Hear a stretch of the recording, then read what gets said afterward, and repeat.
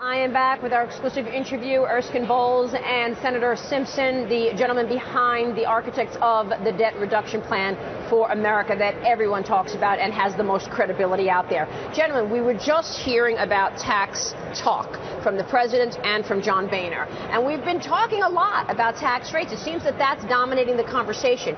But what about spending? I mean, aren't we talking about a very small number in terms of revenue that you can actually get from the so-called wealthy, more than $200,000 or $250,000?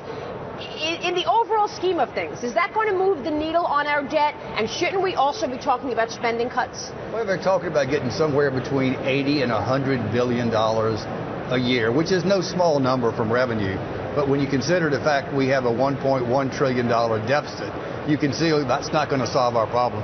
We must also reduce spending if we're going to put our fiscal house in order. Senator? Well, people are always saying, Erskine and I love to ask them, well, what should we cut? What spending would you like to cut? And they say, waste, fraud, and abuse, all earmarks, foreign aid, Nancy Pelosi's aircraft, all compensation for Congress. I mean, that's nothing. That's a sparrow belch. It's about 4% of where we are. You get spending cuts by going into the entitlements programs. These things are on health care. It doesn't matter what you call it, is on automatic pilot. All you got to do is look at the demographics and the fact that all these things are happening. Health, obesity, will they booze, do it? drugs, I mean, you're taking care of them all. Medicare and Medicaid, how realistic are we actually going to get some cuts here? I mean, obviously, these are the biggies, and Social Security. Better get realistic. We have to. I mean, you can't do it. Yeah, we spend twice as much as any other developed country in the world on health care. Twice as much. And that might be all right if, our outcomes were twice as good as anybody else's. But they're not. We rank somewhere between 25th and 50th in such important measures as infant mortality, life expectancy, preventable death.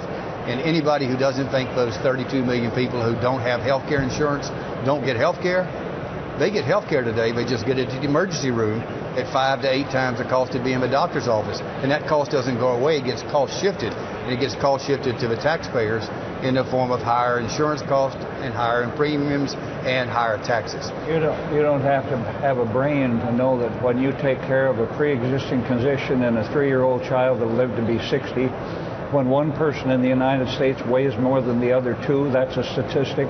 Diabetes A and B, booze, drugs, and dope. And you think these guys are in a preventative health program? The drinks are on me. And then you got to do tort reform. You got to do something with doctors. You got to have hospitals keep one set of books instead of two. And a guy that could buy this building gets a heart operation and doesn't even get a bill. What kind of a system do you think is happening? We spent 10% of the budget in 1981 on health care. Today we spend 25% of the budget on health care. By 2020 we'll be spending a third, and it won't be long before all we'll be able to do in this country is take care of a couple of old coots like me and Al, and buy a few tanks. This is a really important, that is a scary number. And I think when we talk about Medicare and Medicaid, Americans get it.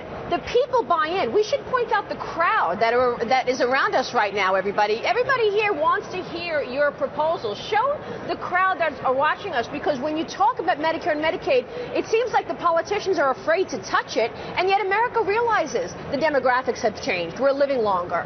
Things have changed in the country, and yet these entitlements haven't at all. If you can't even touch Social Security, let's say don't touch it. That'd be a terrible thing to do. Don't touch it, and in the year 2031, you're going to waddle up to the window and get a check for 25% less. Why is that? Because life expectancy is 78.1, and when they started it was 63. Who is kidding who? Social Security is $900 billion cash negative over the next 10 years. Social Security will go broke in 2031. And as Al says, when you waddle up to the window to get your Social Security check, you're going to get 25% less than the scheduled payments. What we want to do is make the kind of changes you have to make Social Security sustainably solvent. The same thing with Medicare. Let's make it real. We in this country, people in my generation, have simply made promises we can't keep. Let's change it. Let's fix it, and let's make sure that we can deliver on what we promised. And disability insurance will be dead in the water in 4 years. Gone, i.e. zip. Now, what are we going to do about it? Nothing.